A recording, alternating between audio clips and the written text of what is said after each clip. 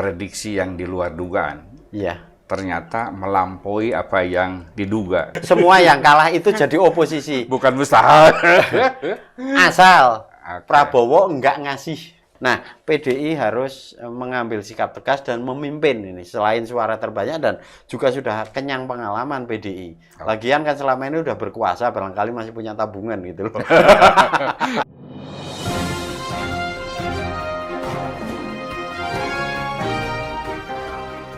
Jumpa lagi di Ruang Publik bersama DDM.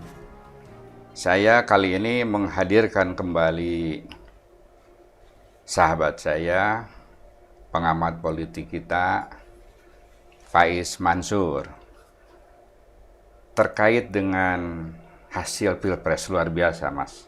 Iya. Ya, jadi ada prediksi yang di luar dugaan. Iya. Ternyata melampaui apa yang diduga. Tadinya dibayangkan orang. Tadinya 51%, ternyata 58%.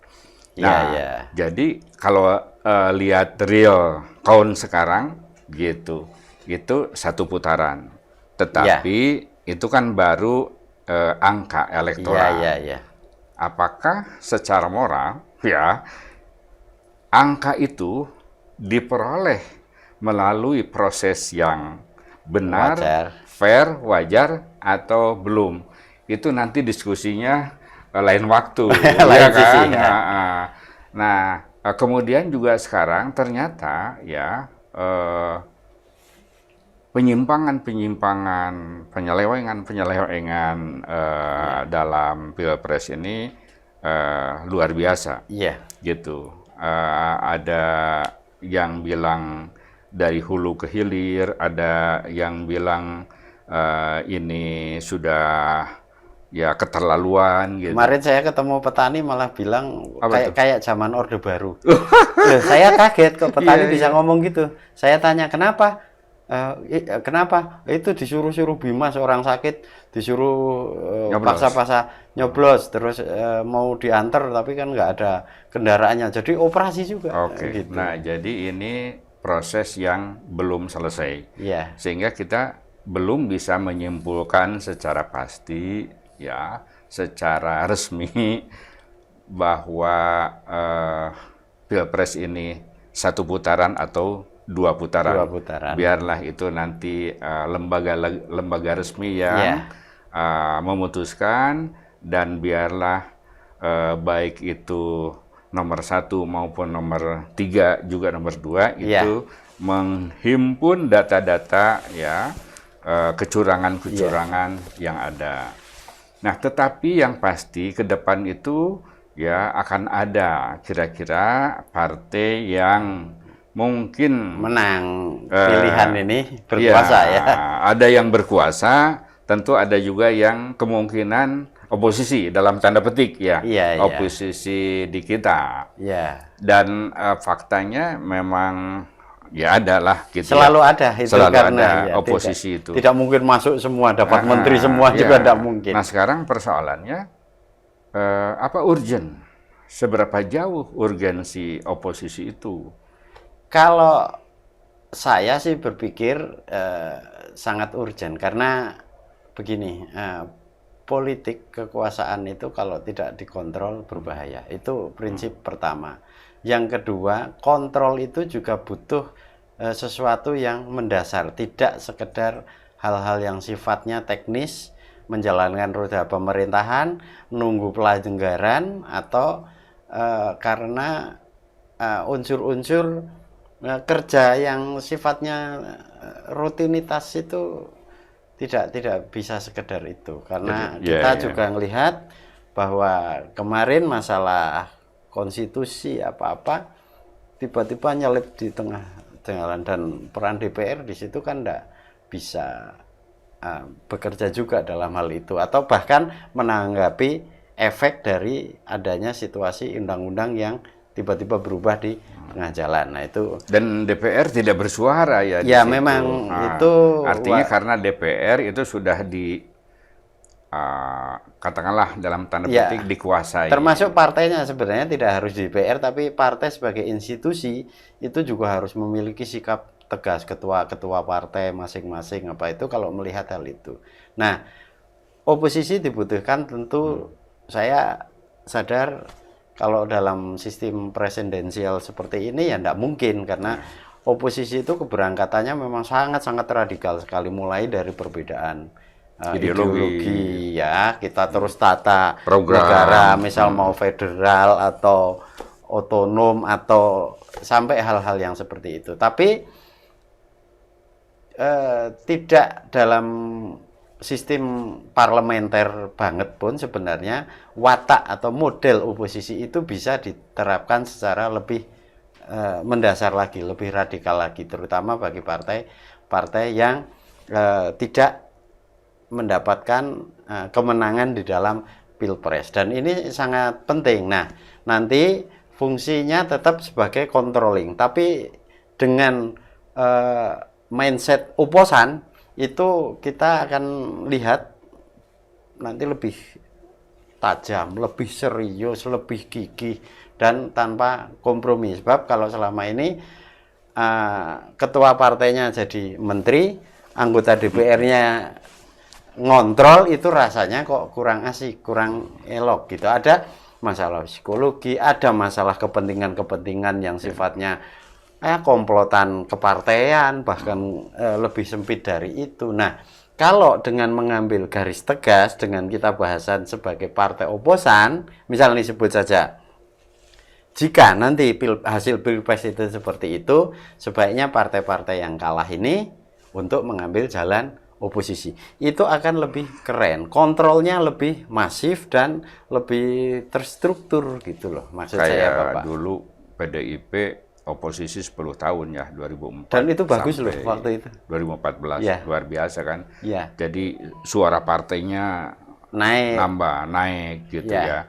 Dan itu bermartabat betul gitu ya. Iya kerasa itu dan naik juga suaranya. Banyak juga berkahnya istilahnya di akar rumput itu. Sebuah partai itu bisa meyakinkan orang karena kerja-kerjanya yang konsisten, tidak mencela-mencela gitu. Kalau sekarang misalnya ternyata memang menurut perhitungan nanti itu ya kalah misalnya PDIP yang mendorong Pak Ganjar Pranowo dan Pak Mahfud MD itu gitu ya memang kalah dan PDIP melakukan oposisi segera saja jadi motor oposan. Satu suaranya cukup besar dan yakinkan partai yang lain seperti Nasdem, PKB, P3, Hanura untuk mengambil dalam satu barisan untuk mengontrol pemerintahan yang berjalan. Itu saya pikir lebih bagus. Seandainya tidak mencapai 50% pun tidak masalah. Disitulah kesempatan partai menunjukkan kritik yang jelas, yang tegas dan kenceng harus untuk mengawal pemerintahan supaya kerjanya lebih optimal. Karena selama ini kita tidak bisa hanya bicara pemerintah sudah melaksanakan, tapi setelah dilaksanakan dampaknya apa? Hitung juga kos anggaran itu untuk mengatasi kemiskinan itu misal menghabiskan berapa triliun.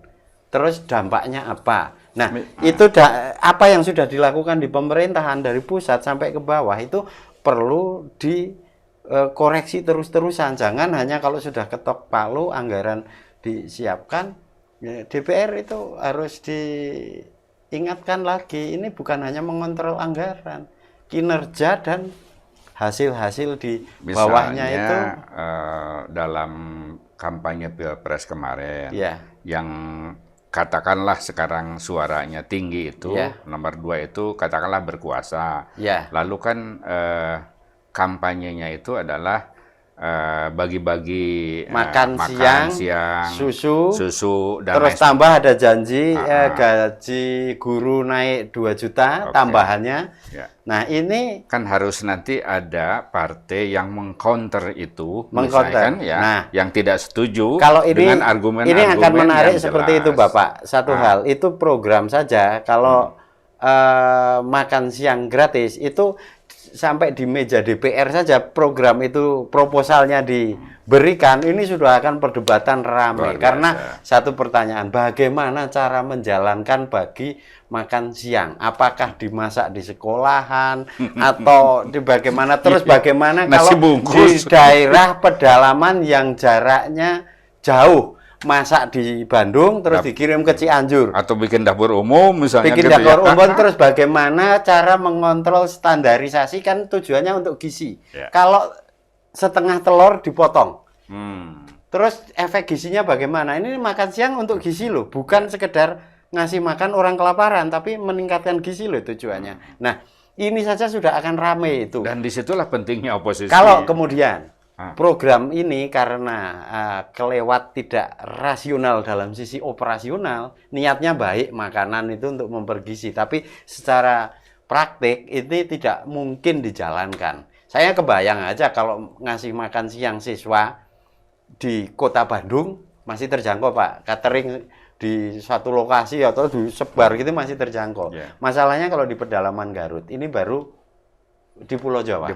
Kalau di Papua bagaimana nanti? Keadilannya akan bagaimana? Nanti diubah bukan makan siang, tapi bantuan dikonversi uang lagi. Loh, sama aja nanti. Susunya bagaimana? Apakah susunya ngambil dari Australia atau mau ngimpor di mana? Karena nggak mungkin di Indonesia. Sapinya kan dari Australia selama ini ya. Masih juga akan diperdebatkan oleh ahli gizi. Kenapa harus susu? Kok kayak pembangunan tahun 70-an di mana ilmu pengetahuan belum berkembang. Sekarang itu banyak gizi-gizi di luar susu yang bisa memenuhi kebutuhan itu. Misal botaninya diperkuat ya dengan kandungan FAO, UNICEF itu banyak merilis makanan-makanan yang bergizi dan itu bisa diprogram tanpa harus bergantung pada susu, karena kalau susu sapi apa itu akan bermasalah ternak di Indonesia. Kita hamparan padang pasir, padang rumputnya ndak ada. Kalau ternak semua, wah kelewat malah tidak produktif, mobilisasi kayak gitu, malah banyak penyakit.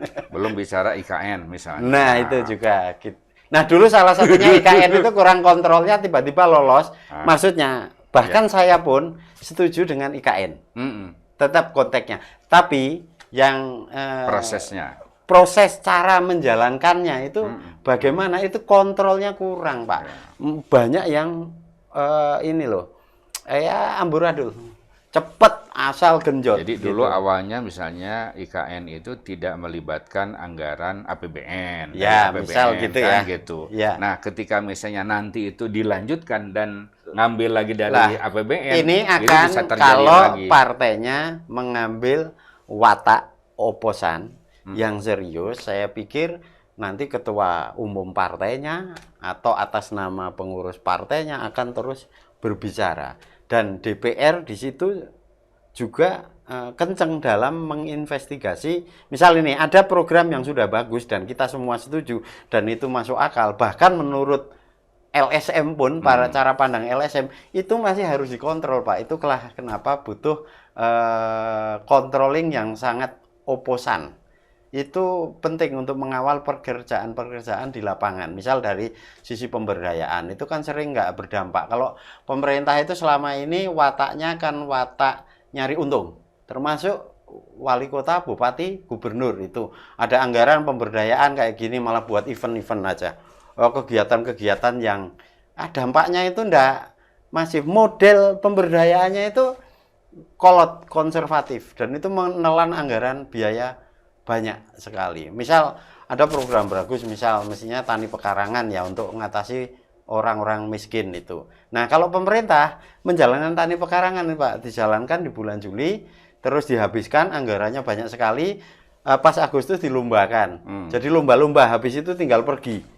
Kan kacau ini. Nah, yang seperti ini DPR perlu mengambil peran. Nah, ini harus diberi diberikan mandat dari partai DPR ini. Nah, partai sendiri di dalam menyusun oposisi itu harus memiliki konstruksi kerja yang lengkap, yang komprehensif, tidak sekedar kontrol gitu loh. Tidak sekedar duduk di gedung DPR atau menampung aspirasi dari dapilnya, tapi partai itu seperti lembaga, ada lembaga penelitian dan pengembangannya, mengumpulkan masalah-masalah yang rakyat yang sedang ditangani oleh pemerintah. Nah, benar nggak pemerintah ini menanganinya secara benar dan tepat sasaran? Ini bicara fungsi oposisi ini. Ya, fungsi oposisi. Jadi yang pertama misalnya itu kan adu argumen dalam pengambilan keputusan soal anggaran. Soal IKN misalnya tadi apakah melibatkan APBN lagi atau tidak, kan gitu. Kemudian juga soal susu, soal beras, apa makan gratis dan lain sebagainya itu kan itu juga terjadi perdebatan misalnya. Dan itu artinya publik itu berhak tahu gitu apa yang disampaikan oleh partai-partai itu, katakanlah oposisi itu. Nah, itu selama ini fungsi kontrol partai itu masih sangat minimalis. Misal mestinya juga sekaligus mendayagunakan watak partai yang sejati, yaitu sebagai pencerah di masyarakat, pemberdaya masyarakat. Jadi misal begini, fraksi PDI misal sehabis mengkritik pemerintah, wali kota atau presiden kayak gitu, itu harus segera membuat pernyataan sikap dan itu dikirim ke media dan diedarkan ke konstituennya juga. Ini loh pemerintah menjalankan seperti ini. Bahkan kalau pemerintah benar, si partai yang oposan itu memberikan nilai sedang bagus, itu enggak apa-apa juga. Dukung, ini sangat bagus sekali karena kemarin kita tahun yang lalu program-programnya bagus dan ini berhasil. Ayo kita lanjutkan. Nah, tapi kontrol lagi. Nah, tahun ini kebetulan ada penyelewengan. Nah, ini jelek.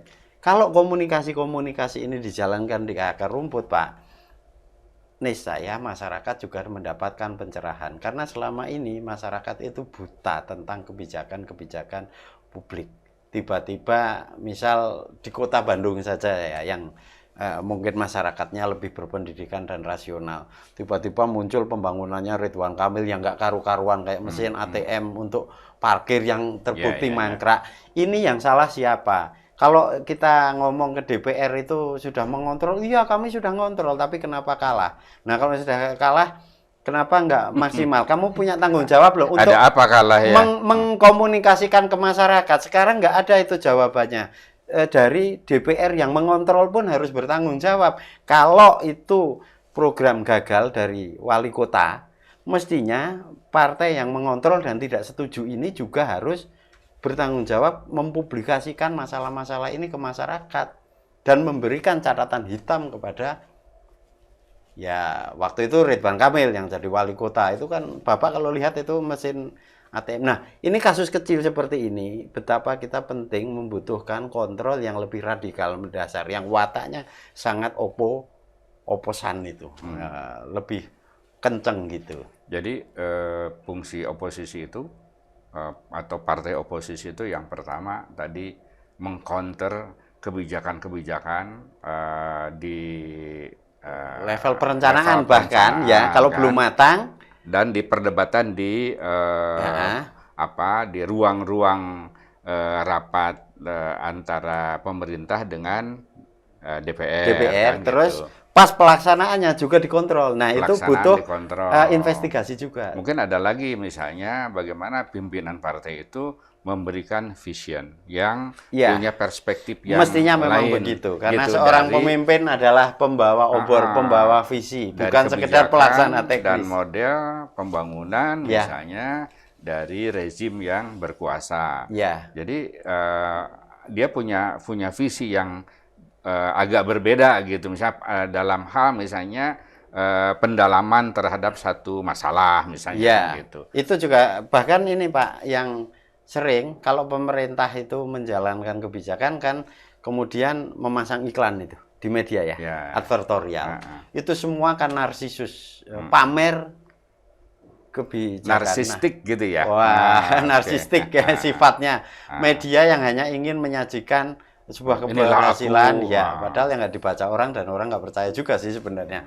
Tapi itu kan bagaimana dia kemudian karena tidak dikontrol oleh anggota DPR itu oleh anggota DPR yang oposan maksudnya secara sungguh-sungguh itu dibiarkan kebenaran itu.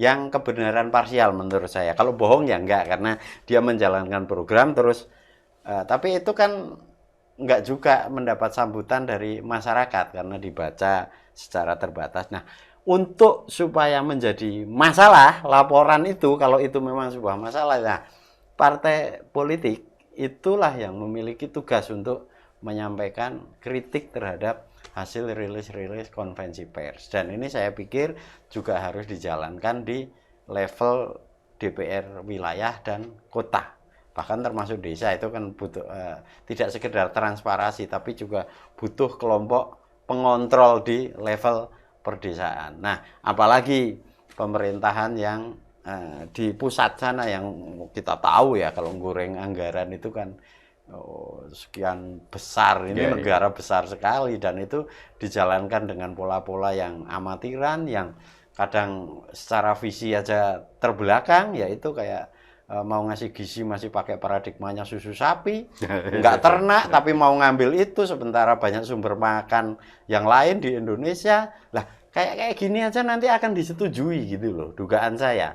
Ini nanti kalau tidak disetujui maka satu, Capres hati-hati kalau pas kampanye di awal ini dipikir dulu. Karena terus kemudian kalau terpaksa disetujui hanya karena kalah voting dengan yang oposan, di tengah jalan masih akan ada celah gagalnya menyajikan praktek-praktek itu secara tepat sasaran. Apalagi nanti kita tantang program itu kan mesti selain tepat sasaran harus berkelanjutan dampaknya itu. Nah kalau makanan kan dampaknya memang berkelanjutan ya, kalau sudah tumbuh besar orangnya berkelanjutan iya, tapi untuk tepat sasaran Pak, kalau semua anak itu dikasih itu kan tidak adil karena banyak orang kaya, apalagi di kota ini percampuran antara anak orang kaya dan orang miskin ya mungkin seperti data BPS yang 10% itulah yang layak disantuni. Nah ini yang nggak dapat. Sementara kita tahu kalau anak-anak yang ini kamu miskin kasih, kamu nggak dikasih karena kamu anak orang, saya nggak bisa membayangkan itu cara mendistribusikannya. Kalau dikasih semua, ini anak-anak orang kaya kebayang cucunya bapak atau anaknya bapak itu masih dikasih makan siang oleh negara gitu loh. Bapak perasaannya gimana dan dimasukkan anak bapak orang miskin gitu loh.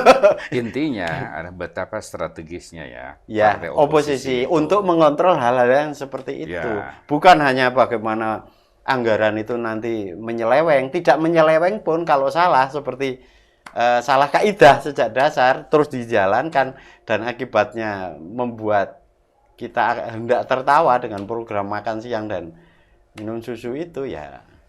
Saya pikir harus segera partai-partai ini seperti PDI yang kalah Pilpres itu untuk memformat gerakan politik oposisi secara komprehensif. Mari kita kalkulasi. Bisakah misalnya Nasdem melakukan oposisi? Apakah ada tradisi mereka untuk oposisi? Sementara kan di belakang Nasdem adalah pengusaha. Satu. Ini kan ya keraguan kita. Ya. Yang kedua, ada nggak tradisi PKB untuk misalnya oposisi? Apalagi P3 yang mungkin sekarang juga tengah ngos-ngosan ya, apakah tadi nyampe threshold atau enggak ke parlemen misalnya. Siapa lagi? Yang paling mungkin yang punya tradisi oposisi adalah PDI. Gini, kalau saya ditantang untuk menjawab seperti itu ya keraguan sangat tiba-tiba membayangi. Tapi bisa loh Pak. Bukan sesuatu mustahil, semua yang kalah itu jadi oposisi. Bukan mustahil.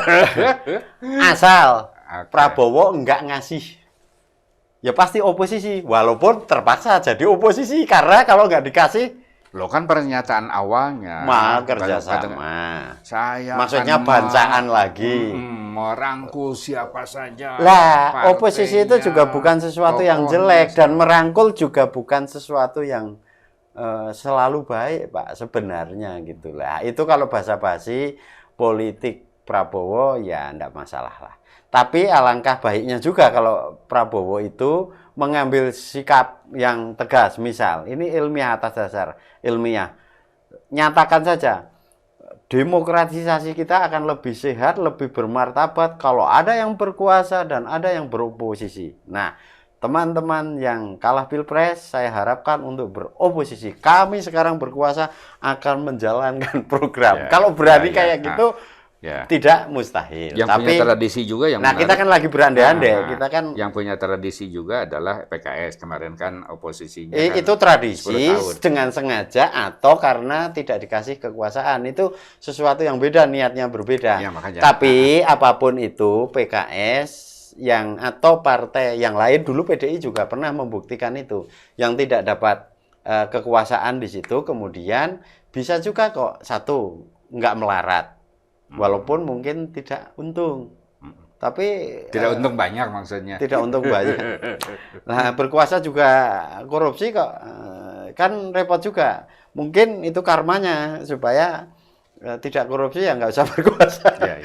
Itu ada baiknya dengan oposisi yang tegas itu Pak, meminimalisir korupsi sebuah partai loh. Lumayan loh dalam waktu 5 tahun bisa partai ini tidak melakukan korupsi, karena hampir semua korupsi ini yang terbanyak ya itu kan dilakukan di area kekuasaan. Kalau di DPR kan itu korupsinya harus berjamaah banget tersistem. Tidak paling suap itu terima, yang itu pelanggaran jadi Markus apa itu kan. Tapi secara institusi jabatan kan yang paling korupsi kalau manakala jadi menteri. Nah, itu deretan kasusnya enggak usah saya sebutkan. Nah, ini ada syukurnya juga kalau nggak dikasih jabatan menteri, supaya di luar dan jangan korupsi, kontrol satu pemerintahan supaya tidak korupsi. Tapi jangan hanya berhenti hanya mencegah korupsi lah, ini nggak produktif. Harus ditingkatkan yang tadi itu.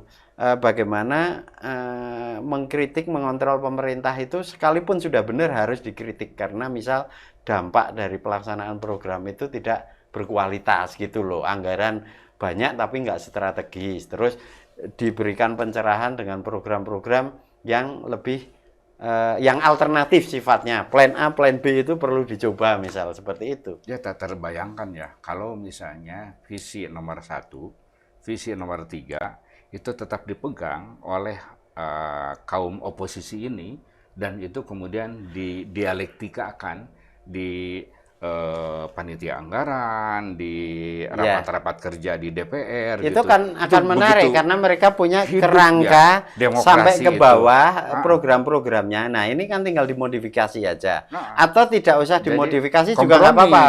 Gini, oposan itu karena mengkritik juga ada dimensi kebebasannya, tidak usah disatukan visi misi 01 dan 03 itu. Masing-masing partai itu memakai standar itu pasti berbeda dengan 01. Kebanyakan pasti akan berbeda. Mungkin sama di level visinya, tapi di dalam kerjanya, ruang kerjanya, programatik konkretnya, juklak-juknisnya akan berbeda. Nah, inilah yang membuat si oposan dari dua sayap ini bisa 50% loh gitu kalau dikumpulkan. Sepertinya nanti kita lihat hasil akhir KPU ya. Itu akan menjadikan pekerjaan mereka sangat dinamis. Nah, sekali lagi kalau itu diniati memang mau membangun negara bangsa. Yang sehat. Masalahnya hampir semua partai itu memang otaknya adalah berburu kekuasaan, nggak dapat, sudah oposisi pun menelan ludahnya, visi misi itu ditinggalkan, kemudian lebih baik kita bergotong royong dalam keburukan. Ya, semoga apa yang kita harapkan yang ideal itu ya adalah mungkin tidak seluruhnya yang bisa diharapkan itu, sebenarnya kalau PDI itu yang serius, janganlah PDI itu kemudian itu kompromi. Karena sudah masalah-masalah seperti itu, terus malah masuk ke pemerintahan lagi. Ya memang kami tetap kritis kok di dalam pemerintahan. Bukan itu yang kita inginkan. Lebih dari itu. Masa nggak berkualitas sejak dulu gitu. Nah, PDI harus mengambil sikap tegas dan memimpin ini. Selain suara terbanyak dan juga sudah kenyang pengalaman PDI. Lagian kan selama ini udah berkuasa, barangkali masih punya tabungan gitu loh. Oke, itulah bincang-bincang tentang pentingnya oposisi ke depan. Sampai jumpa.